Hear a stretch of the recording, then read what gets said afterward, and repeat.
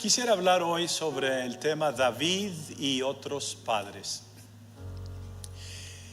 Cuéntame de tu padre. ¿Cómo fue? ¿Cómo es? ¿Lo conociste? ¿Fue un padre ejemplar, trabajador, leal? ¿Amó a tu mamá y a tu familia? ¿Los cuidó, los crió? Ciertamente con dificultades y con errores como todos, pero ahí estuvo. ¿O tu padre se fue? ¿O tu padre los abandonó? Tu padre tenía otra familia, tu padre abandonó a tu mamá, tu padre se fue, se convirtió en alcohólico, en drogadicto, está en la cárcel tu papá. ¿Lo conoces? ¿O lo conoces y prefieres haberlo nunca conocido? ¿Cómo fue? No importa a qué lado, en qué extremo nos encontremos, cuando hablamos de nuestro padre, siempre viene con una emoción, o negativa o positiva. Y en este día estamos recordando a los padres, estamos motivándolos a que todos nos acerquemos a Dios para ser mejores padres, pero debemos saber que estamos dejando una huella en la vida de nuestros hijos, buena o mala. Buena o mala, estamos dejando huella. Si hacemos o no hacemos, o sea, aquí hay huella por comisión, por hacer, y por omisión, por no hacer. Y este mensaje no va a ser, no creo, puede ser, pero no va a ser un mensaje de pentecostalismo, pero sí quisiera sacar 4 historias interesantes del Antiguo Testamento, 4 historias de 4 diferentes padres, y a ver si podemos aprender algo de ello para mejorarnos nosotros. Primero vamos a hablar de Isaí, el padre de David. Todos conocemos a David, pero ¿quién es Isaí, el padre de David? Cuando Saúl fue rechazado por Dios, ¿quién fue Saúl? Saúl fue el primer rey de Israel, vamos a verlo en unos momentos, pero Saúl pecó delante de Dios y solamente cometió 2 pecados, pero fueron pecados contra la santidad de Dios. Y si hacemos una lista de los pecados de David y los pecados de Saúl, la lista de David es mucho más larga: adulterio, homicida, borrachera, mentira, incitó a pecar a otros. Y la lista de David es grande, contó al pueblo y Dios se enojó con él, bueno, mucho. Saúl solamente cometió 2 pecados. Uno, no destruyó a Amalek completamente como Dios le había mandado. Se trajo al rey Agag y se trajo algunos carneros de los mejores, y por eso Dios lo rechazó. Y luego en otra ocasión se iba a empezar un sacrificio, un servicio, vamos a decir, y no llegaba Samuel, el pastor no llegaba. Entonces Saúl comenzó y él hizo el sacrificio, y cuando llega Samuel le dijo: locamente has hecho. Y por esos 2 pecados graves Dios lo rechaza. Y aunque él todavía está ocupando el trono, Dios le dice a Samuel: Samuel, hinche tu cuerno con aceite y vas a ir a Belén de Judea, y allí vas a ir a la casa de Isaí y me vas a escoger al próximo rey de Israel. Samuel se alarma un poco porque le dice: si Saúl se da cuenta que yo ando buscando otro rey, pues me va a matar. Y Dios le dijo: tú ve, no te va a pasar nada, solamente diles que vas a hacer un sacrificio, una fiesta, que vas a visitar a la familia de Isaí. Cuando llega Samuel a Belén, se turba el pueblo, porque en aquellos tiempos le tenían miedo al profeta, porque casi siempre venía con una palabra directa de Dios y casi era siempre de corrección. Y cuando los ancianos lo vieron, le dijeron: tu venida es en paz, es en paz, hicimos algo, ¿qué pasó? No, solamente vengo a la casa de Isaí a ofrecer sacrificio. Entonces, cuando le informa Samuel el profeta a Isaí, el padre de David, a lo que venía, hace salir a sus 7 de los 8 hijos, los hace salir y venir delante de Samuel: Eliab, Abinadab, Sama y otros más. Y Samuel entonces está listo. ¿Cuál de estos será el rey? Yo me imagino que Isaí los alineó, los alistó, les dijo: miren, van a pasar frente a los ojos del profeta, y viene con el cuerno lleno del aceite, y uno de ustedes va a ser el futuro rey. Pues imagínense cuando cae esa noticia a la casa. Pasa Eliab y no sucede nada en el corazón. Pasa Abinadab tampoco. Pasa Sama. Pasaron los 7 y no pasaba nada. Dios le tiene que recordar a Samuel: tú no mires lo de afuera, lo exterior, mira lo interior. Es lo que yo veo primero, lo interior, y luego obviamente se tiene que ver lo exterior. Pero pasaron los 7 y no latió el corazón de Samuel. No, ninguno de ellos será el rey. Y de allí levantamos la historia en 1 Samuel 16. Entonces dijo Samuel a Isaí: ¿son estos todos tus hijos? Me gusta mucho como dice la versión antigua del 1909, parece. Dice: ¿hanse acabado los mozos? Y es una buena pregunta que debemos hacernos hoy, hermanos. Que si de hecho los padres estamos fungiendo de tal manera que nuestros hijos sean preservados y nuestras hijas en el camino de Dios. Cuando primero llegué a estas áreas en el 1984, me invitaron a predicar un culto de sector y prediqué, prediqué precisamente de esa porción. ¿Hanse acabado los mozos? ¿Dónde están los jóvenes? ¿Dónde están las filas de jóvenes, hombres y mujeres que quieren entregar su vida a Dios y ser siervos y siervas del Señor? ¿Hanse acabado los mozos? ¿Ya no tienes hijos? Y él, Isaí, respondió: queda aún el menor que apacienta las ovejas. Preguntas para reflexionar hoy y alguna enseñanza. David, de los 8 hijos, era el único trabajando. ¿Qué estaban haciendo los otros 7 en la casa a esa hora? Porque ellos estaban allí prestos para salir y ni eran ellos el que Dios iba a escoger. Y es que aquí podemos alabar a Isaí, a lo menos con la relación que tiene con David, aunque parece que si leemos entre las líneas, parece como que está diciendo: sí, aún el menor, el chiquito, el que no, él está ya apacentando las ovejas. Era el único trabajando. Los 7 estaban en su iPad jugando o viendo Netflix en el otro cuarto. Y aquí hay un principio muy grande para los jóvenes y para los padres, especialmente para los que quieren ser usados por Dios. Primero se es fiel en lo natural y luego en lo espiritual. El libro de Corintios nos lo dice: es el hombre natural y luego el espiritual, no el espiritual y luego el natural. Y necesitamos enseñarle a nuestros hijos y a nuestras hijas, para cualquier vocación, carrera, profesión o ministerio o llamado de Dios, que antes de entrar en lo espiritual, que aprendamos lo natural primero. David estaba trabajando. Vienen conmigo muchos jóvenes alrededor del mundo, muchachos ya de sus 20 o 30 años, y: pastor, quiero predicar, enséñeme a predicar. ¿Cómo le hizo? ¿Cómo le hace? ¿De veras quieres que Dios te use? Sí, hermano, yo oro y yo eso. De veras, a ver, vamos a ver. Número 1, saca tu tableta y limpia tu cuarto. Saca la basura. Trae un carro limpio, arréglate bien, levanta la ropa, porque si voy a tu cuarto y veo que hay un monumento a la pereza, la ropa del lunes, arriba está la ropa del martes, y las muchachas también, no se rían. Acá afuera muy bonitas, pero allá parece que bailó el diablo en la recámara.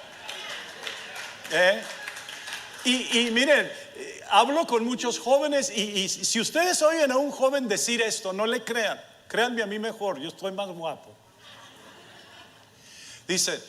Dijo uno, lo oí predicar: yo no he trabajado ni un día en mi vida, dice. Y yo pensé: y no tienes vergüenza. He vivido por fe. dicen, ¿no? Y ya conozco esa vida por fe de ellos.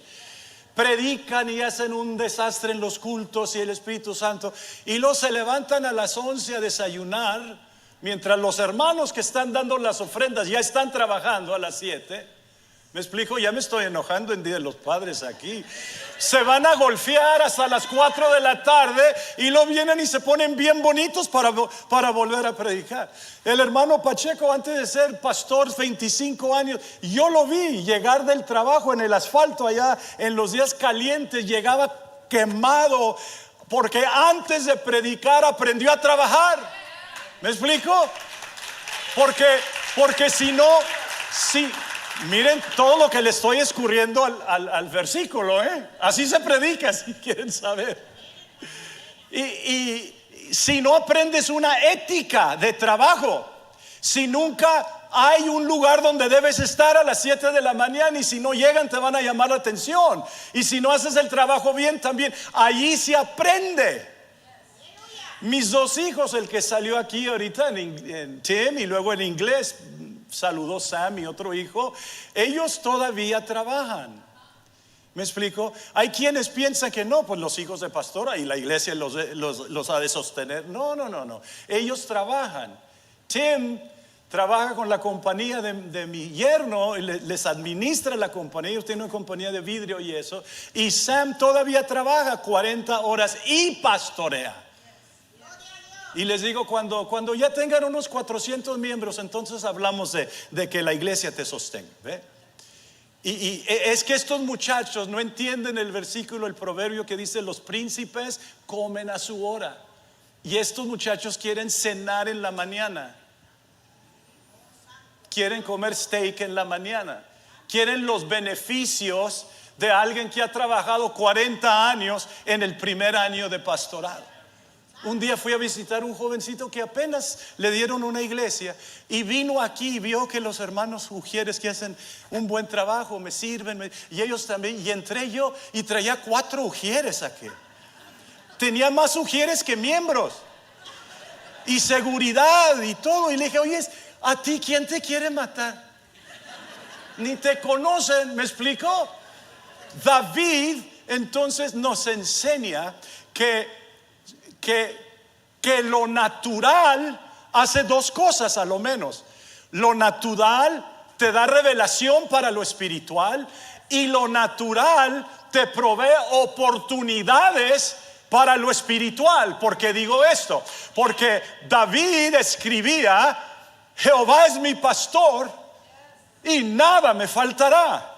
En lugares de delicados pastos me hará yacer, junto a aguas de reposo me pastoreará. A ver, habla su Biblia y busque un salmo de Sama o de Eliab o de Abinadab. Busque un salmo. No hay. ¿Por qué? Porque David sabía lo que era ser pastor, y él está en lo natural cuidando ovejas, y dice: así como yo cuido, así como yo apacento, así Jehová es mi pastor y nada me faltará. Y así como yo las paseo por los pastos, y así como yo las llevo a las aguas y a los arroyos, y así como yo las unjo con aceite, y así como mi vara y cayado son aliento para él, así también. Entonces lo natural provee para lo espiritual. ¿Qué estoy diciendo, hermanos? Que necesitamos enseñarle a nuestros hijos a trabajar, a ser responsables, a tener ética de trabajo.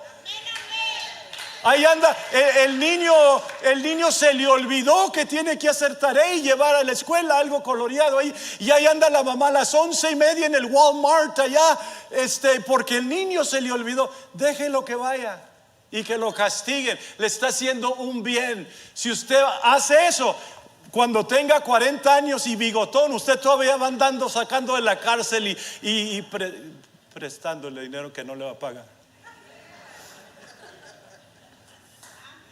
Happy Father's Day.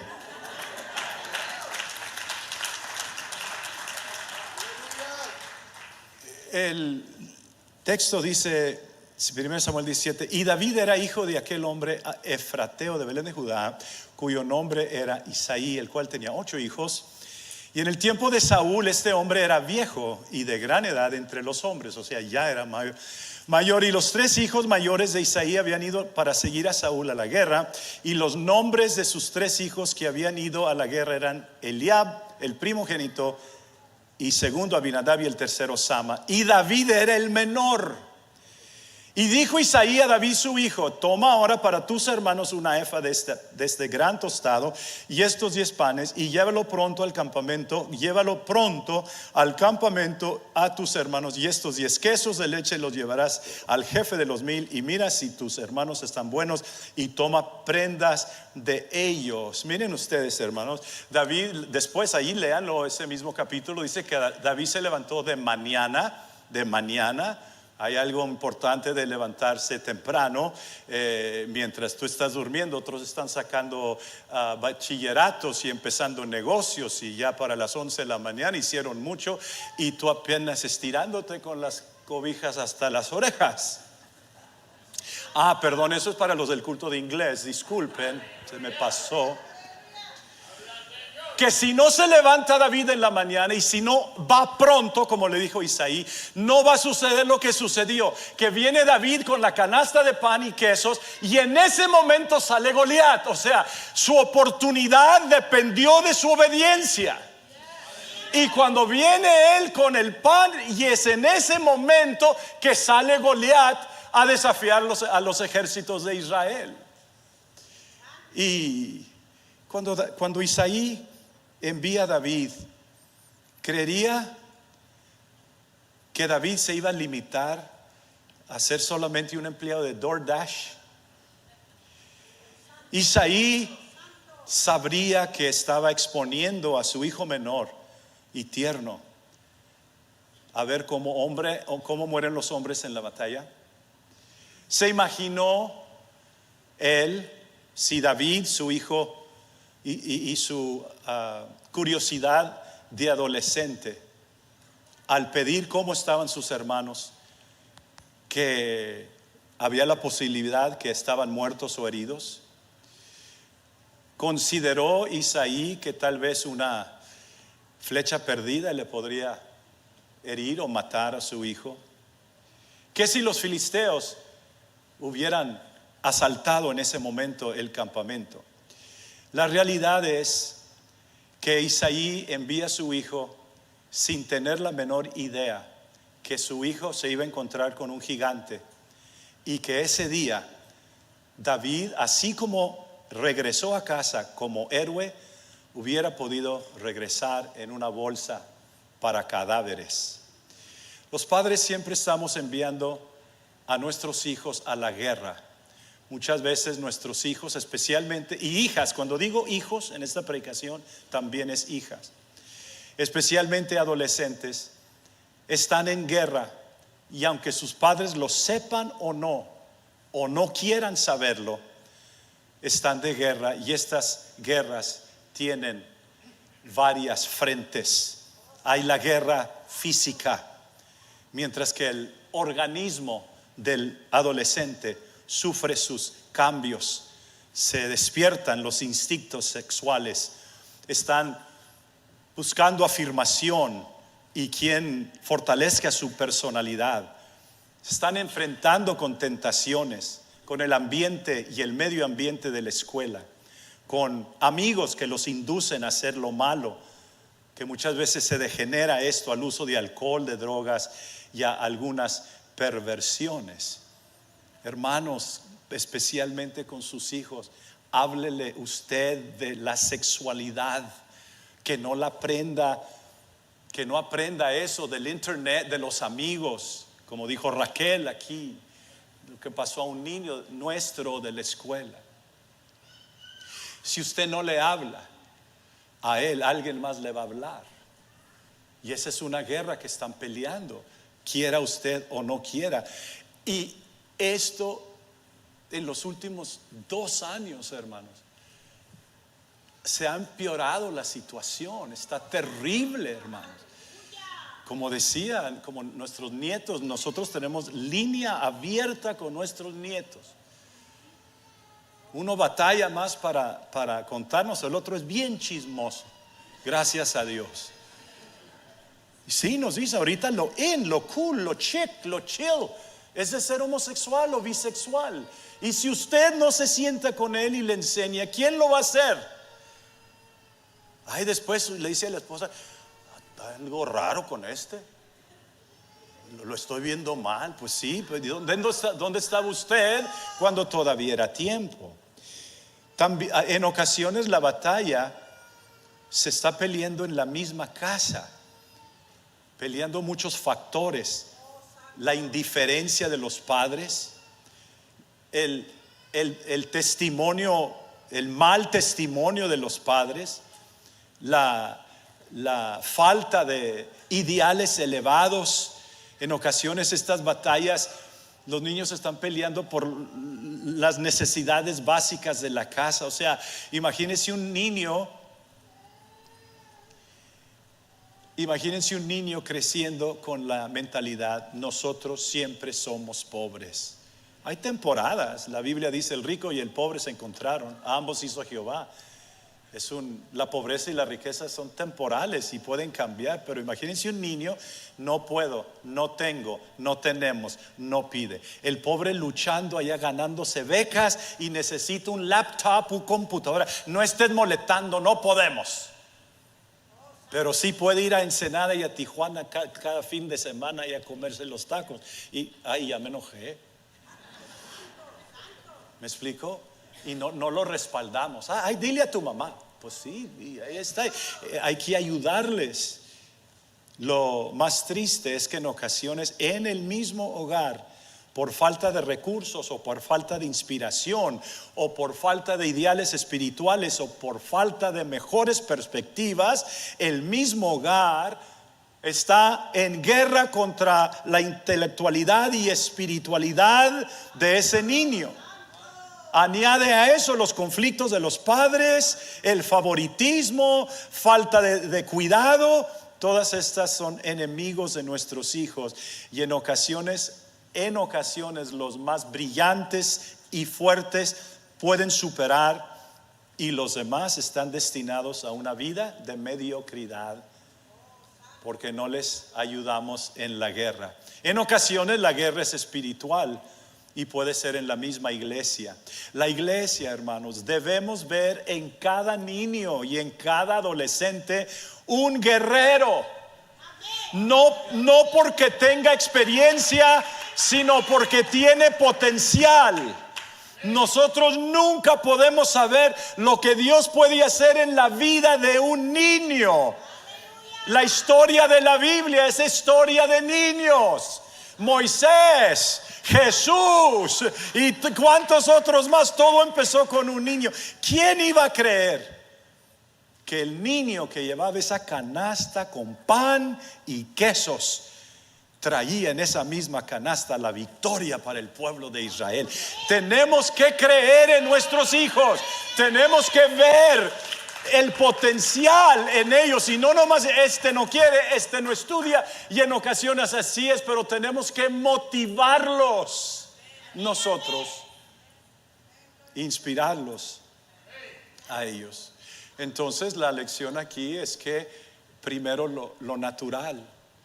Miren, aquí en los Estados Unidos los apellidos se vinieron desarrollando por la vocación. Smith, ¿quién es un Smith? Es un herrero. Smith, pues ve allá que le compongan allí los zapatos al caballo, pues ve con Smith. Smith, el herrero, el primero no se llamó Smith, era lo que era, un herrero. Y ahora son Herrera, ¿no? Entonces el hijo aprendía eso, el otro hijo, el nieto, todos, y así se llaman los Smith. ¿Y qué les estamos enseñando a nuestros hijos en lo natural? Ahí anda la pobre muchacha: papá, me gané una beca. Pues, yo no sé. Yo tengo una tía que se llamaba Beca, es lo que sabe yo de beca. ¿Me explico? ¿Qué? No me hagan reír, estoy predicando. ¿Y dónde está, hermano? Interésese por sus hijos, porque los va a mandar a la guerra y hay que mandarlos armados. Y en este caso parece que para Isaí, David era el último el que apacenta las ovejas. A él ni lo invitamos y él es el que Dios levantó. Y si tú eres ese David, Dios te quiere levantar. Vamos al segundo padre. El segundo padre, Cis, el padre de Saúl. Esto es muy interesante. 1 Samuel 9. Había un varón de Benjamín, hombre valeroso, el cual se llamaba Cis. Y miren ustedes aquí cómo registra el texto bíblico el hecho de que son hijos de hijos de. Había un varón de Benjamín, hombre valeroso, el cual se llamaba Cis, hijo de Abiel, hijo de Seror, hijo de Becorat, hijo de Afía, hijo de un benjaminita. Esa hijo de es muy importante porque todos somos hijos de alguien. Samuel Valverde, mi padre Miguel Valverde, mi abuelo Refugio Valverde, mi tatarabuelo Francisco Valverde, y de ahí ya no sé. Le pregunté yo a mi mamá, ¿quién era el abuelo de mi papá? Pues lo que yo recuerdo que era Francisco. Y realmente, hermanos, no importa en qué trabajó Francisco, en qué trabajó Refugio, en qué trabajó Miguel. Mi papá fue pastor y peluquero. Pero no importa tanto en qué trabajaron, cuánto dinero ganaron. Lo que importa es lo que fueron y el legado que nos dejaron. Hijo de. Aquí está un primo mío que hace mucho no lo miraba, por años nos desconectamos y el año pasado nos conectamos. Él es Joe Valverde, los que oran en la oración. Y los otros 200, ¿dónde están? Pero bueno, esa se me salió, ¿sí? Él siempre está en las oraciones. Su padre fue Mario, mi primo. Guapo, pues como todos los Valverdes, ¿no? Mario. Y luego su abuelo de él, Erasmo, fue mi tío. Yo lloré en su funeral. Yo lo traje de Tijuana con mi papá, pues yo tenía 8 años. Lo trajo mi papá con una pierna amputada, enfermo del rancho ahí en el San Antonio de los Buenos, allá. Y lo trajimos a Salinas. Hijos de. Y este Cis dice que era un varón. Tenía él un hijo que se llamaba Saúl, joven y hermoso. Entre los hijos de Israel no había otro más hermoso que él. De hombros arriba sobrepasaba a cualquiera del pueblo. O sea, era extremadamente alto. Pero aquí hay un problema. Y se habían perdido las asnas de Cis, padre de Saúl. Por lo que dijo Cis a Saúl su hijo: toma ahora contigo a Olga de los criados y levántate y ve a buscar las asnas. ¿Tendría Cis la mínima idea que mientras que envió a su hijo a perseguir cosas tontas, en el mejor de los casos, o en el peor de los casos, o cosas mundanas de trabajo en el mejor de los casos, que él iba a regresar ungido como rey de Israel? Se imaginaría que en ese viaje en donde él lo envía a buscar asnas, que se iba a encontrar con Samuel el profeta, iba a comer con 30 príncipes, y que él, Saúl, iba a estar al frente de la mesa y que le iban a dar la mejor porción. Parece que Cis no vio la potencial en su hijo. Imagínense, Saúl alto y hermoso, y lo mandan a buscar asnas. Oiga, mándelo con los Lakers, mándelos con el equipo de baloncesta, mándelos por allá donde se necesitan altos. Lo manda. Y tal vez tu papá te envió a ti a buscar cosas tontas, a buscar asnas, y no vio tu potencial. Yo quiero decirte que Dios, y aquí en esta iglesia, vemos tu potencial, que todos, absolutamente todos, tienen algo que ofrecerle a Dios. No ve su potencial, y su altura sirve como una imagen de las alturas donde Dios lo quería llevar. Necesitamos ver la potencial en cada uno de nuestros hijos y guiarlos, motivarlos, servir como ejemplos para ver qué Dios puede hacer cuando ellos están en sus manos. ¿Ya ven, padres? ¿Dónde estás? ¿Estás guiando a tu hijo o estás muy ocupado? Esto lo vemos aquí en el tercero. Dije que hay 4, voy con la número 3. David, el padre de Absalón. Porque mientras que David era un gran salmista y guerrero y príncipe y hombre militar y buen administrador, y era excelente y elegante con las damas y tenía mucha carisma, David era muchas cosas buenas. Tenemos los salmos de David, tenemos la ciudad de David, tenemos la estrella de David, tenemos muchas cosas, pero David fue un padre absolutamente terrible. Por su error mueren 4 de sus hijos. Y por su error, lo que le dijo Natán: lo que tú hiciste en secreto, tu hijo lo hará en público. Y mientras que David adultera con Betsabé, Absalón, su hijo, se acuesta con 10 de sus concubinas en la terraza a vista de todo el pueblo. Y algo sucede en el corazón de Absalón.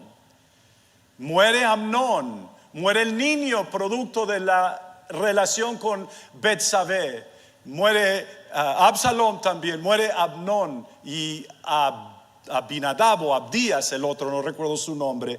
Pero quiero que se fijen en eso, no se me duerman. Yo sé que les tienen barbecues y carnes asadas y todo. Ahorita los voy a dejar, porque esto es muy importante. Se levantó luego Joab y fue a Jesús y trajo a Absalón a Jerusalén. Mas el rey dijo: miren ustedes, váyase a su casa y no vea mi rostro. Y volvió Absalón a su casa y no vio el rostro del rey.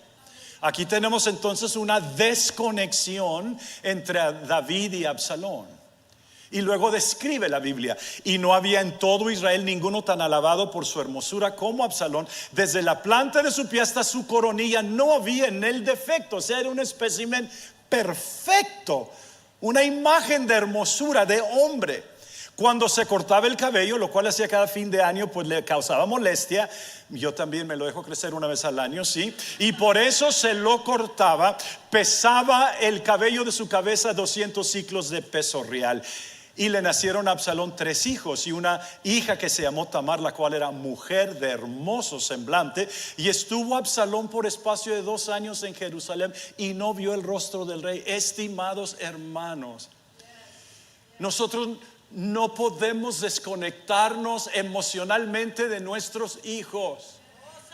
Aquí literalmente cuando lo traen, aquí está Absalón, ya viene, mándalo a aquella casa donde viven los príncipes, que no venga al palacio. Y por 2 años no vio la cara.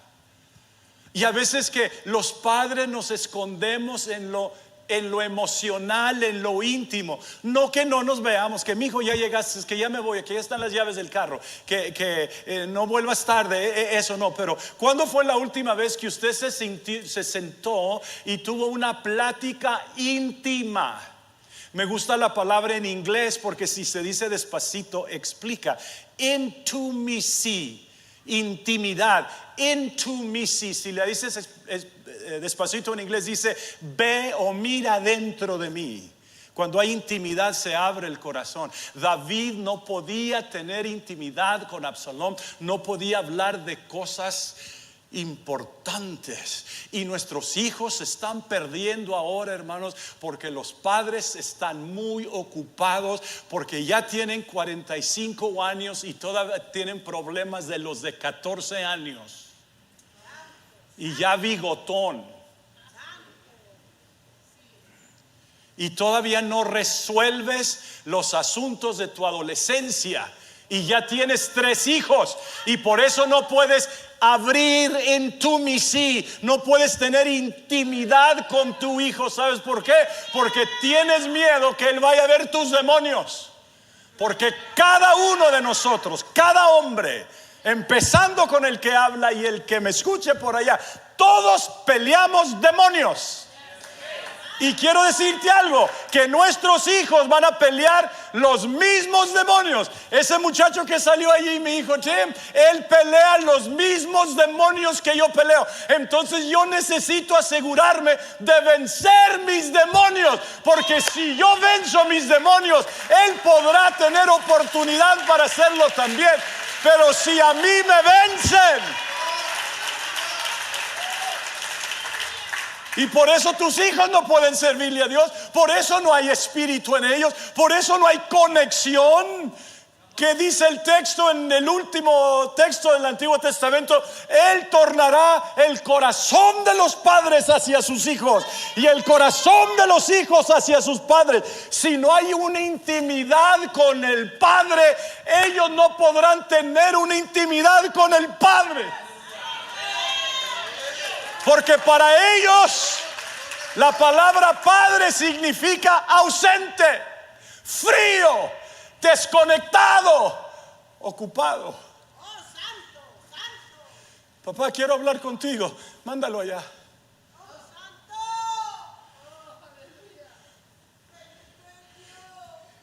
Ser padre, hermanos, es difícil.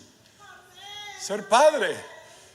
Confesarle a nuestros hijos nuestros errores, nuestras tentaciones, nuestros fracasos, para que ellos también tengan una oportunidad para si mi papá pelea con eso, pues yo también no estoy solo. Por eso te cierras, por eso llegas del trabajo y prefieres meterte debajo del carro otras 3 horas cambiándole el aceite. 2 cuartos de aceite y 3 horas para cambiarlo, imagínate. Te estás escondiendo. No quieres que hablen contigo ni tu esposa ni tus hijos. Mándalo allá.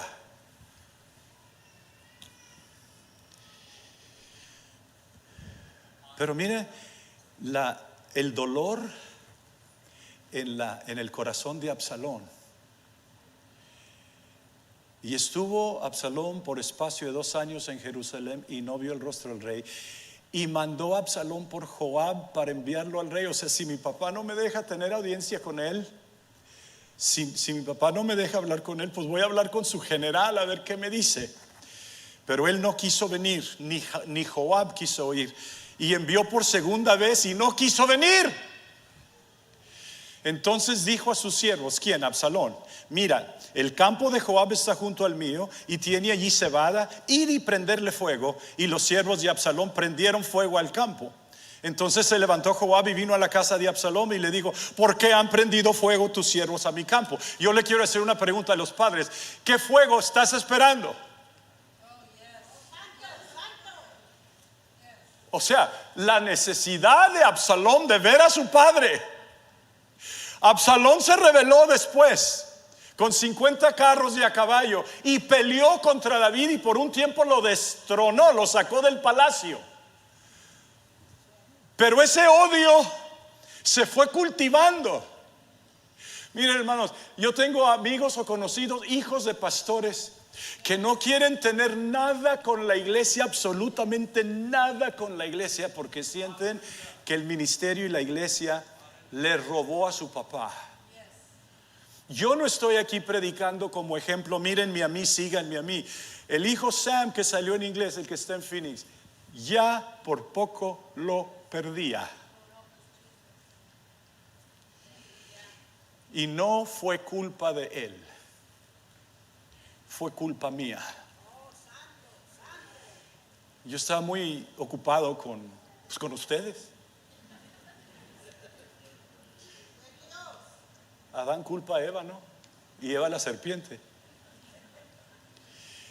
Por poco lo perdíamos, hermanos. Y hasta que yo cambié, hasta que yo me humillé, hasta que yo aprendí, hasta que yo me di cuenta de lo que estaba pasando, yo le decía: ¿por qué no entras al ministerio? Y hasta arrugaba la cara como diciendo: eso es para ti, yo no tengo nada para eso. Y varias veces vino hasta la entrevista para el diaconado, lo entrevistaron, el comité y todo eso, y fue allí pero frío. Y después mi mamá: papá, no quiero. Y luego iba por ahí a visitar a otra iglesia con sus amigos ahí, joven, y llegaba a una iglesia y saludaron al pastor y: mira, es mi amigo Sam. ¿Cómo te llamas? Samuel Valverde. Samuel Valverde, tú predicas. No, yo no predico. ¿Cómo no vas a predicar? Se llama Samuel Valverde. Y él vivió bajo esa nube, ¿me explico? Y se comenzó a amargar. Y yo lo tenía en la casa de los príncipes. Yo no me sentaba a tener esas pláticas íntimas, serias, con él. Y cuando lo hice, Lo logramos. Y ahora está pastoreando en Phoenix, peleando sus propios Goliaths. ¿Qué fuego estás esperando? ¿La llamada del policía? ¿La llamada del abogado? ¿Qué estás esperando tú? ¿La llamada del papá de una muchacha que embarazó? ¿Qué estás esperando? ¿Qué fuegos te van a motivar para que lo busques? ¿O para que le abras la puerta? Y Absalón respondió a Joab: he aquí yo he enviado por ti, oigan su dolor, diciendo que vinieses acá con el fin de enviarte al rey para decirle: ¿para qué vine a Jesús? Mejor me hubiera estado allá. Si no me quieres ver, vea yo ahora el rostro del rey. Si hay en mi pecado, pues mátenme. A lo menos háblenme. A lo menos júzgame. A lo menos dime algo. Pero dime algo, hermanos. El silencio cuando su hijo o su hija necesitan algo. El silencio aterrador es horrible. A lo menos mátenme, pero quiero ver alguna reacción en mi papá. Así estarán algunos de nuestros hijos. Vino pues Joab al rey y se lo hizo saber. Entonces llamó a Absalón, el cual vino al rey e inclinó su rostro a tierra delante del rey. Y el rey besó a Absalón. Qué beso tan caro. Qué beso tan tarde.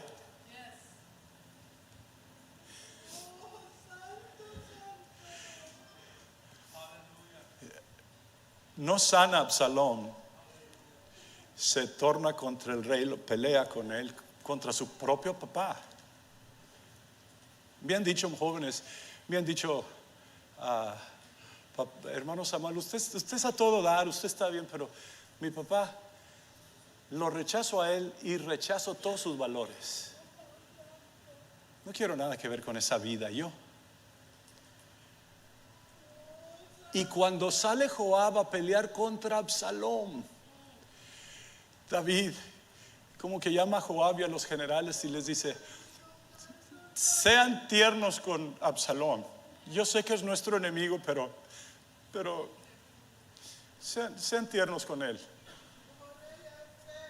Pero no lo fueron. Y Absalón va en una mula y la cabellera volando, y se enredan las trenzas en aquel encino, y se va la mula y Absalón queda colgando boca abajo, o no, con la cabeza arriba y los pies abajo. Y luego Joab manda a 10 de los siervos a que le metan dardos y lo matan. Pero quiero que vean la reacción de David cuando le dicen. Entonces el rey se turbó y subió a la sala de la puerta. Y aquí están uno de los versos más conmovedores de la Biblia. Ya voy a terminar en 7 minutos o 8.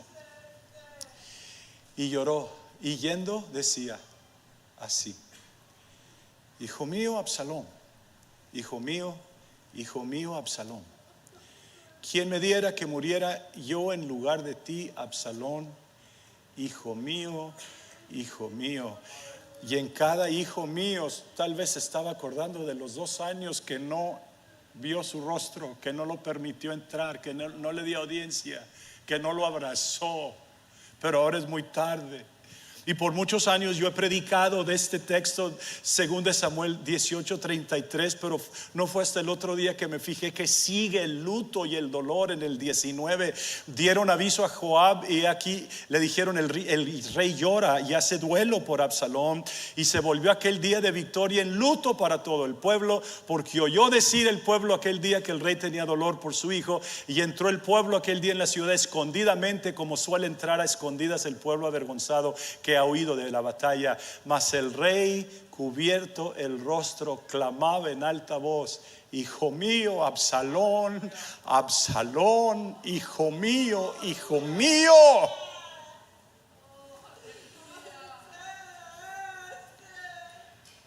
¿Cómo le pesaba ahora a David?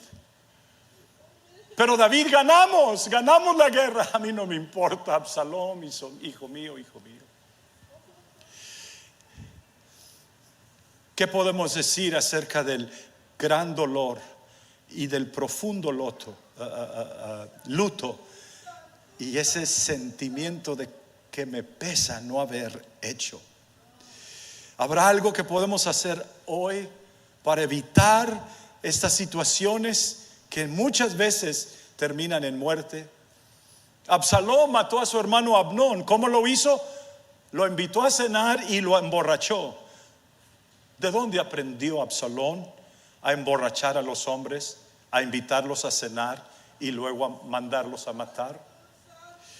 Padres, cuidemos, veamos dónde estamos pisando, porque si no lo hacemos, nuestros hijos sí están viendo dónde estamos pisando.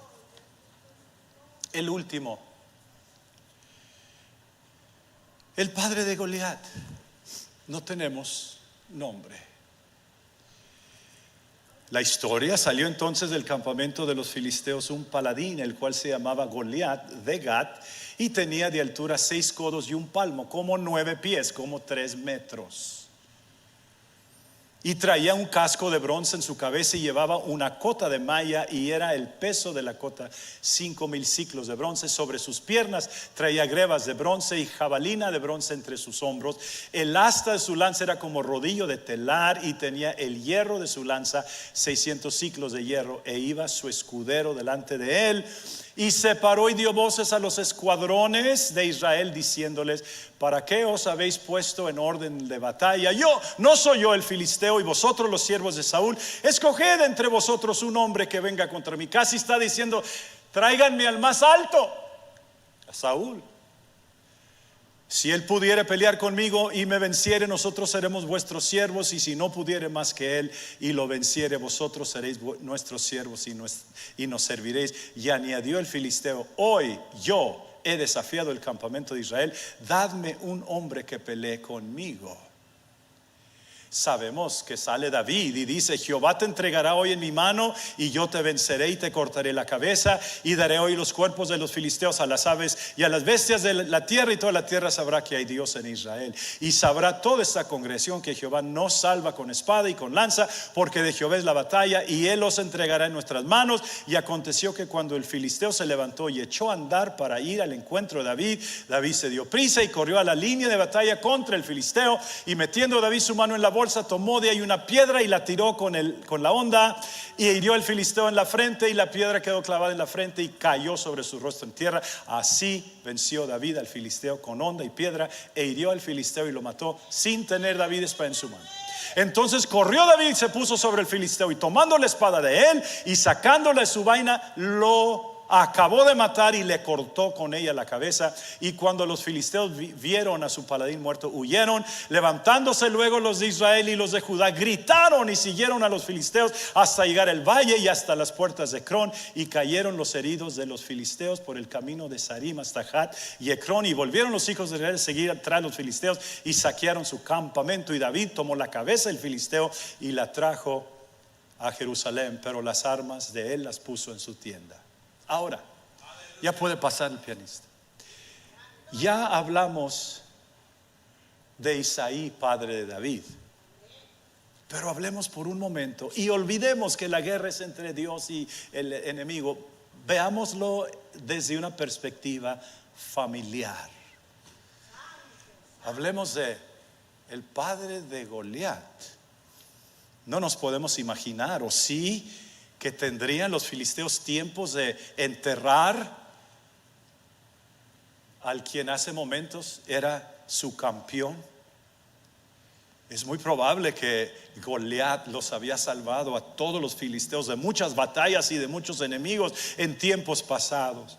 Pero lo que queda de Goliat, su torso y extremidades, pronto se tornan en alimento para las aves, su carne pudriéndose, y solo peleaban por ella los buitres y otras aves.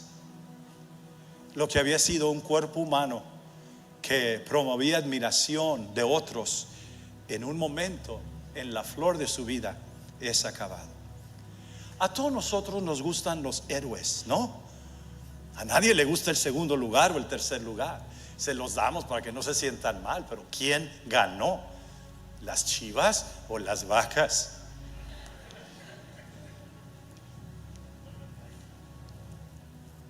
buscamos a los ganadores, buscamos a los que se gradúan, buscamos como si la victoria de ellos de alguna manera se frota sobre nosotros y en nosotros, y como que nosotros también disfrutamos de la gloria del vencedor y también sus beneficios. Isaí no tuvo que pagar impuestos el resto de su vida porque su hijo mató a Goliat, pero la historia sería incompleta si solamente hablamos de Goliat para exaltar la victoria de David. Para terminar, vayan conmigo, llevamos las cámaras. En un lado del valle, a David lo llevan sobre los hombros los soldados, alabándolo, exaltándolo. Es héroe. En ese día nace un héroe. Y para el tiempo, para el momento cuando las noticias llegan a Isaí su padre, David ya es un héroe de Israel. Ya puedo ver a los demás padres y ancianos dándole palmeadas en la espalda de Isaí, sus saludos y sus felicitaciones. Wow, nosotros no sabíamos que tenías un hijo así. Pensábamos que solamente tocaba el arpa, pensábamos que solamente era pastor de ovejas. ¿Dónde lo has estado escondiendo? Mientras que los otros soldados miraban con admiración mezclada con poquito celo. Las muchachas salían a cantar. Saúl hirió a sus 1000, David a sus 10,000, y una que otra futura suegra ahí diciendo: este me gusta para yerno, y en un descuido hasta te gusta. Y otros: ¿viste cómo voló la piedra? ¿Viste cómo cayó Goliat? ¿Te fijaste cómo David subió y lo decapitó? 100,000 veces más se repitió la historia ese día. Pero volteamos la cámara al otro lado del valle. Solamente nos podemos imaginar y preguntar cómo el padre y la familia de Goliat recibieron las noticias. ¿Tendría padre? En algún momento lo tuvo. ¿Vivía? No sabemos. ¿Quién le dijo? ¿Cómo le dijo? ¿Qué efecto tuvo sobre él? ¿Cómo reaccionó cuando supo que su hijo estaba muerto y que si se apura tal vez tiene tiempo de enterrarlo, pero que no se alarme cuando lo encuentre decapitado? La lista de nuestras interrogativas es muy larga. La verdad es que no todos nuestros hijos son héroes. No son perfectos, nadie lo es. El drogadicto, el alcohólico, la niña preñada también tienen padres. El hombre esperando su turno para que lo maten en la prisión, los homicidas, los ladrones, los criminales, las prostitutas y los que van a terminar en cadena de prisión perpetua, los marginados de la sociedad, los rechazados por todo, gente de quienes huimos y no corremos, aquellos que son una vergüenza para la sociedad, niños y niñas que sencillamente no lo tienen, no pueden, no son inteligentes, otros están enfermos mentalmente o tienen alguna otra enfermedad. Todos son hijos de alguien. El padre de Goliat, mira, le correrían las lágrimas al ver el torso de su hijo o lo que había sido su hijo. Lloró. ¿Qué pensó? Es posible que tú tengas un hijo o una hija que nunca fue parte del equipo, no graduó, cuya vida es una serie de fracasos y más fracasos. Tal vez un poquito amor de un padre le haría bien. Y si ese eres tú, yo quiero introducirte a nuestro Padre Celestial, quien te ama tanto y tan profundamente, que se encarnó en la persona de Jesús para mediar entre tú y Dios. Él te ama y Él murió en la cruz por ti, y tú no tienes que estar sin Padre hoy.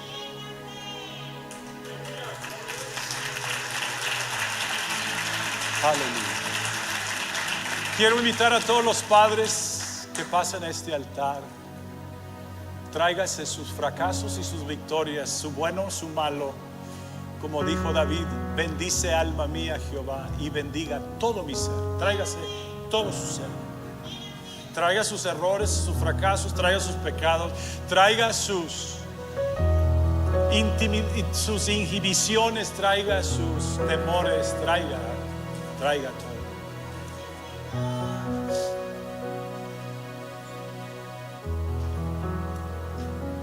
Tell me, give me some water.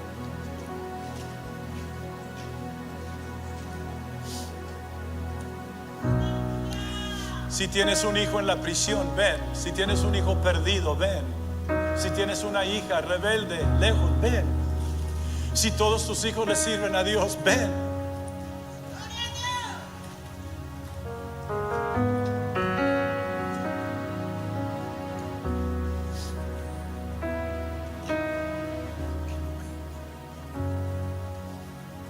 Si eres papá, bien, ven, pasa.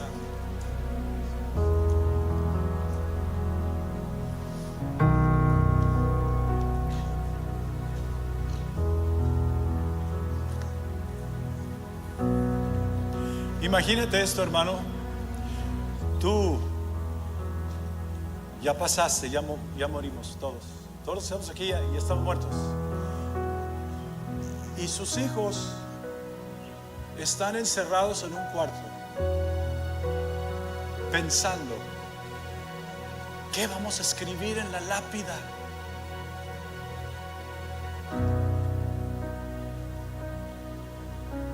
Brother Mike, está Sammy, Timmy, Missy,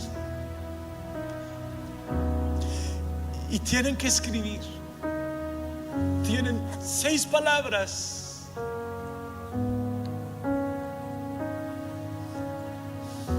¿Qué quieres tú que escriban tus hijos? Tú lo puedes escribir hoy. Tuvo problemas, pero luchó, venció.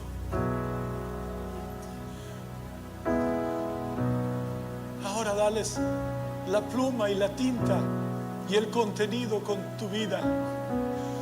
Nadie va a escribir mi padre fue perfecto, nadie, solo Jesús.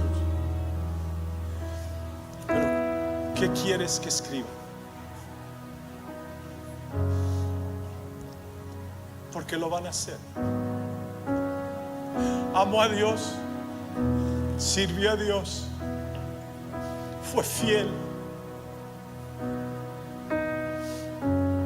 What do you want, Danny?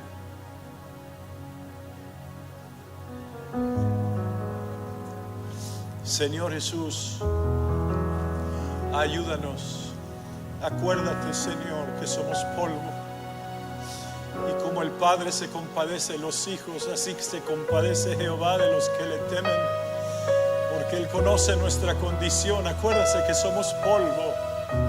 El hombre como la hierba son sus días, florece como la flor del campo, que soplando el viento en ella perecerá y en su lugar no será más hallada. Más las misericordias de Jehová son desde el siglo hasta el siglo, y sus justicias hasta los hijos de los hijos, sobre los que guardan su pacto y de los que guardan sus mandamientos para ponerlos por obra.